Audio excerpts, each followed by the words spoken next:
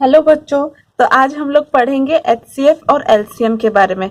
बहुत सारे बच्चों को डाउट्स होता है कि वर्ड प्रॉब्लम में एचसीएफ करेंगे हम लोग या एलसीएम करेंगे। तो यहाँ पे मैंने कुछ पॉइंट्स लिखा है कि वर्ड प्रॉब्लम में कैसे कौन से किस टाइप के वर्ड प्रॉब्लम्स आने से एचसीएफ करते हैं कि एलसीएम करते हैं। तो यहाँ पे देखिए, यहाँ पे मैंने एचसीएफ का लिखा है, यहाँ पे मैंने एलसीएम का लिखा है। तो फर्स्ट हम लोग एचसीएफ का देखेंगे। एचसीएफ मतलब क्या होता है? हाईएस्ट कॉमन फैक्टर, जो फैक्टर में हाईएस्ट है वो होता है एचसीएफ।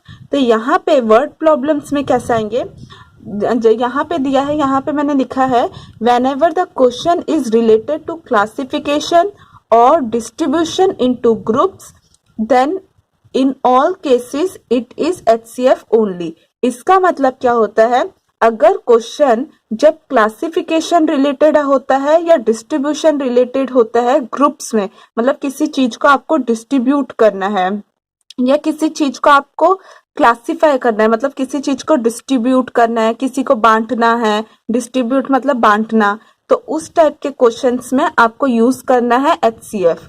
जैसे कि यहाँ पे एचसीएफ मतलब क्या होता है? If we have to find the smallest number then we find HCF। मतलब अगर हमें स्मॉलेस्ट नंबर निकालना है तब हम HCF यूज करेंगे। स्मॉलेस्ट मतलब फैक्टर्स में वो हाईएस्ट होता है, लेकिन स्मॉलेस्ट नंबर आंसर तो स्मॉलेस्ट निकलेगा। फॉर एग्जाम्पल, अगर मैं करती हूँ यहाँ पे 2 और 3 का अगर मैं HCF निकालूंगी, तो 2 और 3 का जो HCF होगा वो 2 हो सकता है या 2 हो सकता है या तो 3 हो सकता है या तो उससे छोटा हो सकता है, उससे बड़ा तो हो नहीं सकता। तो एचसीएफ इसमें क्या होगा? अगर मैं 2 और 3 का एचसीएफ देखूंगी तो यहाँ पे एचसीएफ होता है 1। तो 1 क्या है? 2 3 से छोटा है, इसीलिए मैंने यहाँ पे लिखा है if we have to find smallest number then we find HCF. मतलब अगर हमें जो स्मॉलेस्ट नंबर निकालना है, जो गिवन नंबर होगा उससे स्मॉलेस्ट नंबर निकालना है, तब हम लोग एचसीएफ करते हैं। तो यहाँ पे अब मैं आपको एलसीएम का थोड़ा बता देती हूँ, एलसीएम क्या होता है और कहाँ पे यूज करना है। तो यहाँ पे दिया है whenever the question talks about the smallest or minimum, then in most cases it will be a question of LCM। मतलब जब एक क्वेश्चन पूछा जाएगा स्मॉलेस्ट या मिनिमम के बारे में, तब हम लोग एलसीएम यूज करेंगे। यहाँ पे स्मॉलेस्ट और यहाँ पे स्मॉलेस्ट दोनों में अंतर है। यहाँ पे जो स्मॉलेस्ट होता है वो इन दोनों नंबर का स्मॉलेस्ट होता है, ये दोनों नंबर से छोटा आएगा एचसीएफ। कभी भी इन दोनों नंबर से बड़ा नहीं आ सकता एचसीएफ, हमेशा छोटा ही आएगा, क्योंकि वो फैक्टर होता है, क्योंकि उसका फैक्टर हमेशा छोटा ही रहेगा। और एलसीएम में क्या होता है? यहाँ पे जो स्मॉलेस्ट दिया है, जैसे अभी मैं यहाँ पे 2 और 3 का ही बताती हूँ। यहाँ पे एचसीएफ के लिए 2 और 3 मैंने लिया, यहाँ में एलसीएम के लिए मैं 2 और 3 ले रही हूँ। 2 और 3 का जो एलसीएम होता है आएगा 6। तो ये स्मॉलेस्ट का मीनिंग होता है ऐसा कौन सा नंबर है, मतलब ये वाला नंबर, ऐसा कौन सा नंबर है जो 2 के टेबल में भी आता है, 3 के टेबल में भी आता हो। स्मॉलेस्ट नंबर मतलब 2 के टेबल में 6 आता है, 3 के टेबल में भी 6 आता है। तो ये हो गया एलसीएम। आई होप आपको यहाँ के स्मॉलेस्ट और यहाँ के स्मॉलेस्ट में डिफरेंस समझ आया होगा। नेक्स्ट पॉइंट है when we have to find a number larger than given number then we find LCM. तो ये दोनों पॉइंट सबसे इंपॉर्टेंट है। जब भी वर्ड प्रॉब्लम दिया रहेगा या कुछ भी कोई भी क्वेश्चन दिया रहेगा, तो ये दोनों पॉइंट हमेशा बहुत इंपॉर्टेंट है। या एचसीएफ में ये पॉइंट, एलसीएम में ये पॉइंट, इन दोनों में डिफरेंस होता है कि यहाँ पे अगर दिया है एचसीएफ, कोई भी दोनों नंबर का एचसीएफ जो निकलेगा वो इन दोनों से छोटा होगा। और यहाँ पे दिया है कि जब भी दोनों का एलसीएम निकलेगा 2 और 3 का, जैसे मैंने दोनों में 2 और 3 लिया है, तो दोनों का जो एलसीएम निकलेगा वो बड़ा नंबर निकलेगा। तो यहाँ पे देखिए एचसीएफ दोनों से छोटा निकल रहा है, एलसीएम दोनों से बड़ा निकल रहा है।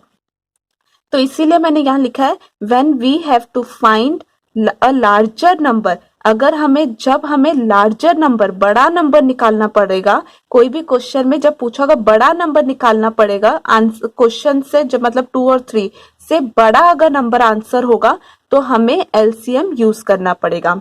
अब मैंने यहाँ पे आपको बेसिक तो बता दिया, एचसीएफ और एलसीएम दोनों का बेसिक मैंने बता दिया कब कहाँ यूज करना है।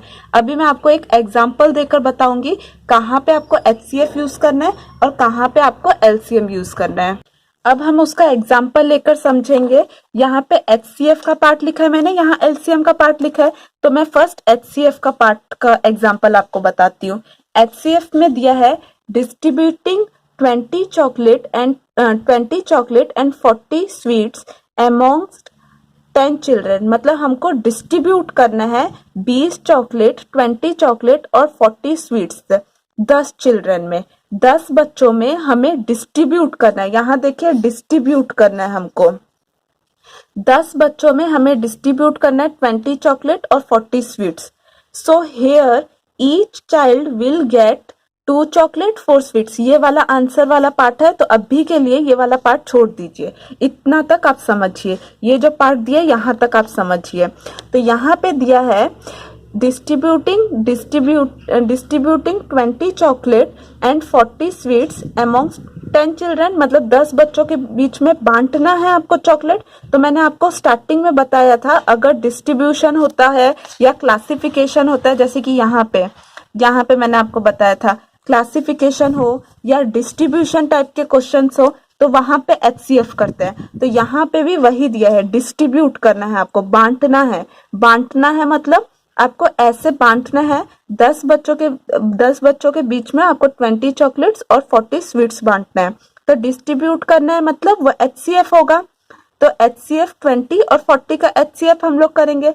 20 और 40 का एचसीएफ करने से कितना आंसर निकलेगा? 20 निकल जाएगा। एचसीएफ अगर हम लोग करेंगे तो देखिए 2 एचसीएफ निकलेगा। दोनों का आप ट्राई करिएगा, 2 एचसीएफ निकलेगा। तो एचसीएफ जब 2 निकलेगा तो यहाँ पे क्या होगा, 20 चॉकलेट्स है, 40 स्वीट्स है, तो यहाँ पे 20 चॉकलेट को डिवाइडेड बाय 2 कर देंगे अगर, तो एक एक बच्चे को कितना हम लोग बांटेंगे वो निकल जाएगा। मतलब 20 डिवाइडेड बाय यहाँ पे यहाँ पे एचसीएफ इसका निकलेगा, हाईएस्ट दिया होता है, हाईएस्ट होता है, तो यहाँ पे एचसीएफ निकल जाएगा 10, नॉट 2, एक्चुअली 10। तो यहाँ पे एचसीएफ निकल जाएगा 10। तो यहाँ पे एक एक चॉकलेट जो दिया है, 10 बच्चे हैं यहाँ पे, तो 10 बच्चों को चॉकलेट्स कैसे बांटना पड़ेगा? तो यहाँ पे मैंने एग्जाम्पल ले लिया है। तो फर्स्ट एग्जाम्पल ये एचसीएफ का है, ये एलसीएम का है। तो फर्स्ट एग्जाम्पल मैंने लिया है डिस्ट्रीब्यूटिंग 20 चॉकलेट्स एंड 40 स्वीट्स।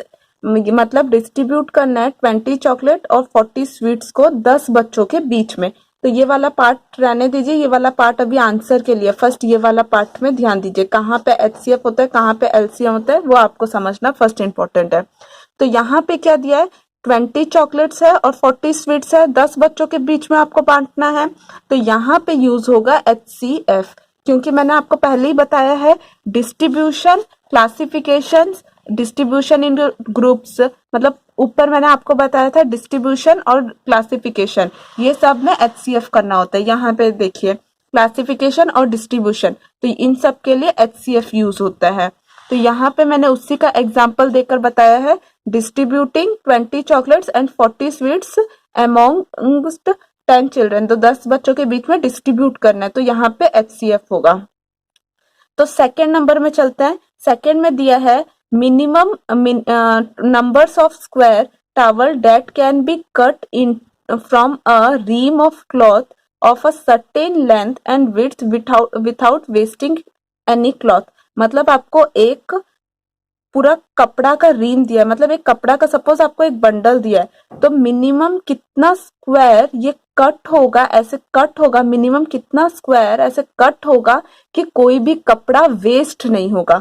तो यहाँ पे देखिए ये एक पूरा ग्रुप से आप इसको डिस्ट्रीब्यूट कर रहे हैं, एक एक एक एक कर कर उसको अलग अलग डिस्ट्रीब्यूट, मतलब बांट रहे हैं, मतलब काट रहे हैं इसको। तो यहाँ पे ये एचसीएफ होगा, जहाँ पे लेंथ और ब्रेथ दिया हुआ है, आपको विड्थ और लेंथ दोनों दिया हुआ है, और यहाँ पे मिनिमम आपको निकालना है कितना स्क्वायर बनेगा कि ये वाला क्लॉथ वेस्ट नहीं होगा। तो यहाँ पे आपको एचसीएफ करना पड़ेगा।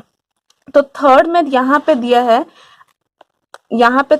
दिया है arranging things in rows and groups. मतलब अगर आपको रोज और ग्रुप्स में अरेंज करना है तो वहां पे भी एचसीएफ होता है।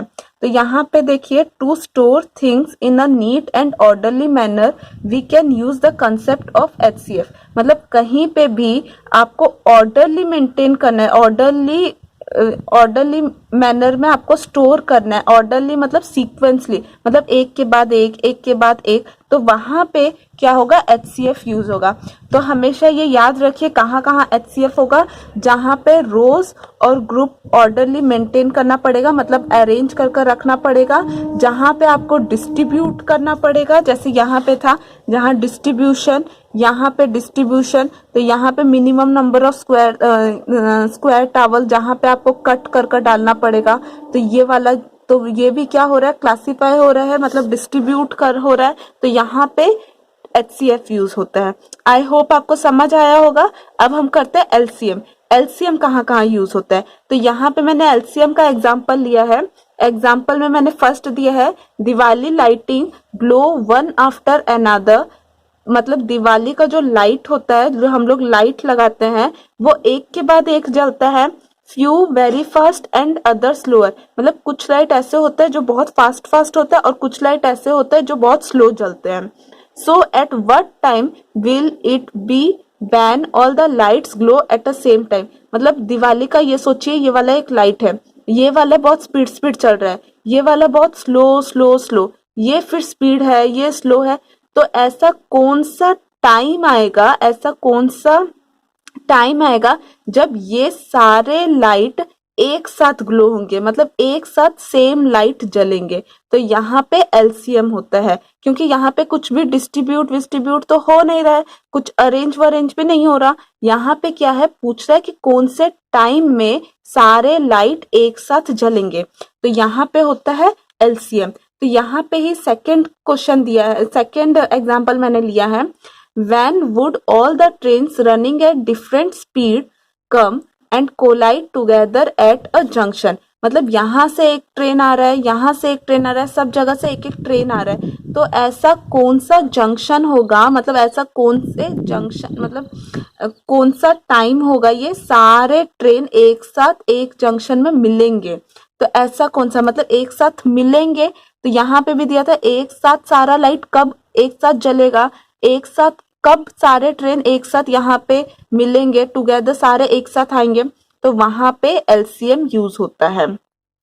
और एक चीज नोटिस करिए, यहाँ पे जो भी दिया रहेगा, यहाँ पे टाइमिंग जो भी दिया रहेगा, मतलब सोचिए ये 2 सेकेंड में है, ये 4 सेकेंड में है, ये 5 सेकेंड में है, तो यहाँ पे जो भी टाइमिंग दिया रहेगा और उसका ये वाला जो रिजल्ट आएगा, मतलब जो भी यहाँ पे जो टाइमिंग दिया रहेगा, उसके बाद कौन से टाइम में सारा लाइट सेम होगा, तो ऑब्वियसली ये वाले से बड़ा ही होगा टाइम। मतलब यहाँ पे 2 सेकेंड है, यहाँ पे 4 सेकेंड है, यहाँ पे 5 सेकेंड है, तो यहाँ पे जो टाइम होगा वो 5 सेकेंड से तो कम हो नहीं सकता, क्योंकि 5 सेकेंड से कम तो यहाँ पे ऑलरेडी दिया है, 5 सेकेंड से ज्यादा ही होगा। तो यहाँ पे मैंने आपको बताया था, तो वहां पे हम लोग LCM यूज करते हैं, क्योंकि हमें पता है कि उसका जो रिजल्ट होगा वो ज्यादा होगा। यहाँ पे मैंने आपको बताया था, जो रिजल्ट होगा अगर वो ज्यादा होता है तो हम लोग HCF करते हैं। यहाँ पे मैंने बताया था, जहां रिजल्ट कम होगा वहां पे हम लोग LCM करते हैं।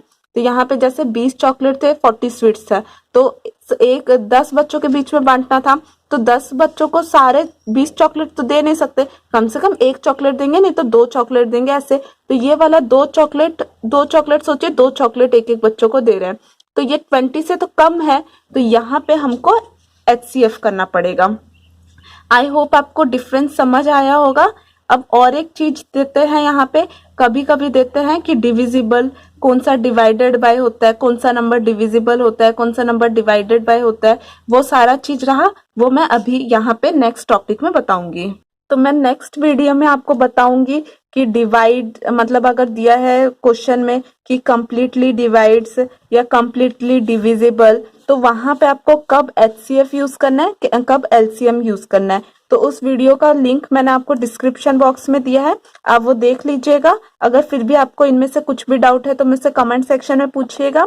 अगर आपको मेरा वीडियो पसंद आता है तो लाइक करिए, अपने फ्रेंड्स के साथ शेयर करिएगा, और अगर आपने अब तक मेरे चैनल को सब्सक्राइब नहीं किया है तो प्लीज सब्सक्राइब कर दीजिएगा। Thank you.